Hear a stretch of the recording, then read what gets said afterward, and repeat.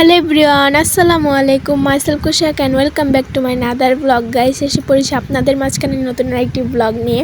তো আমি দেখতে পাচ্ছ রেডি হয়েছি। তো কোথায় যাবো জানো? তো আমার চুলগুলো দেখো কী অবস্থা। যেহেতু আজকে চাঁদ রাত, তো আমি একটু চুলগুলো ঠিক করাতে যাব পার্লারে।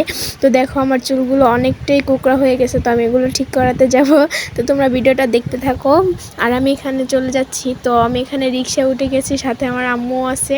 তো আমি এখানে উঠে গেছি। আমাকে কীরকম লাগতেছে সবাই বলবো। আর আমি এখানে ভিউটা দেখতে দেখতে যাচ্ছিলাম, আমার কাছে ভালোই লাগতেছিল। তো তোমাদের কাছে কীরকম লাগতেছে অবশ্যই বলবা। তো ওইখানে গিয়ে আমি একবার মেডিসিন লাগিয়ে তোমাদের মাঝখানে আসছি। দেখো আমার মাথায় মেডিসিন লাগানো, কিন্তু এই জিনিসটা ভালো লাগে না, অনেকক্ষণ বসে থাকতে হয়, প্রায় 1 ঘন্টা। সেজন্য তো আমি মেডিসিন লাগিয়ে বসে বসে ঢং করতেছি আয়নার সামনে।